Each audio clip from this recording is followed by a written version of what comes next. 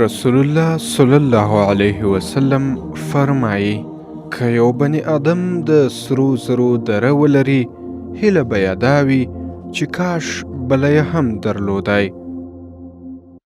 خو د انسان نس بې له قبره بل هیڅ شی نشي ډکولی.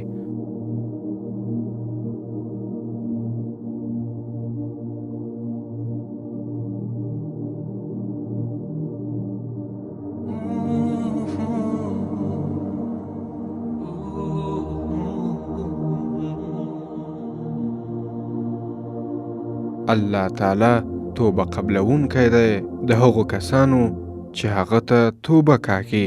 متفق علیه.